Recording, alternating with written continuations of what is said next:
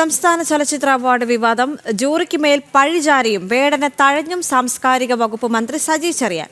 ചലച്ചിത്ര അവാർഡിൽ കുട്ടികളെ അവഗണിച്ചെന്ന പരാതി അവാർഡ് നൽകാനുള്ള ക്രിയേറ്റിവിറ്റി ജൂറി കണ്ടിട്ടുണ്ടാകില്ല. ഇത്തവണത്തെ അവാർഡിന് പാട്ടുകാരനല്ലാത്ത വേടനെ പോലും പരിഗണിച്ചെന്ന് മന്ത്രിയുടെ പ്രതികരണം. അനഘ ഹർഷൻ ചേരുന്നുണ്ട് കൂടുതൽ വിവരങ്ങളുമായി. അനഘ, ഇതിൽ മന്ത്രിയുടെ പ്രതികരണം ശ്രദ്ധിച്ചാൽ നമുക്ക് മനസ്സിലാകുന്നത് ജൂറിക്ക് മേൽ അദ്ദേഹം പഴിചാരുകയാണ്. ഒപ്പം തന്നെ വേടനെതിരെയും അദ്ദേഹം സംസാരിച്ചിട്ടുണ്ട്. കാരണം വേടനെ പോലും പരിഗണിച്ചു എന്നൊരു വാക്ക് അദ്ദേഹം പറഞ്ഞിട്ടുണ്ട്.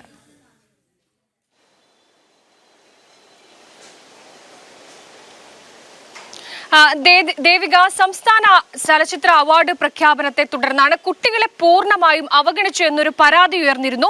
ഇതിനെ തുടർന്നാണ് മന്ത്രി സജി ചെറിയാൻ ഇന്ന് ഇതിന് മറുപടി പറഞ്ഞിരിക്കുന്നത്. അതായത് കുട്ടികളുമായി ബന്ധപ്പെട്ട 6 സിനിമയാണ് പരിഗണിച്ചത്, ഈ അവാർഡിലേക്ക് വന്നത്.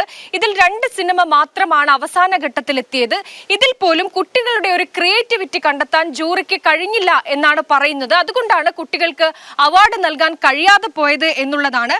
മാത്രമല്ല, സിനിമയിൽ ഇത്തരത്തിൽ ഇനി ഇത്തരം കുട്ടികളുടെ സിനിമകൾക്കും മറ്റുമൊക്കെ കൃത്യമായിട്ടുള്ളൊരു സഹായം നൽകാൻ സർക്കാർ തയ്യാറാണെന്നും അതിന് കുട്ടികളെ മുന്നോട്ട് കൊണ്ടുവരാൻ സന്നദ്ധ അറിയിച്ചിട്ടുണ്ട് മന്ത്രി സജി ചെറിയാൻ. മാത്രമല്ല, ഇന്ന് ഈ കോഴിക്കോട് ഒരു സ്വകാര്യ പരിപാടിയിൽ പങ്കെടുക്കുന്നതിനിടെയാണ് മന്ത്രി പറഞ്ഞത്. അതായത് ഈ സിനിമ അവാർഡുമായി ബന്ധപ്പെട്ട് വേടനെ പോലും തങ്ങൾ പരിഗണിച്ചു എന്നാണ് മന്ത്രി പറഞ്ഞത്.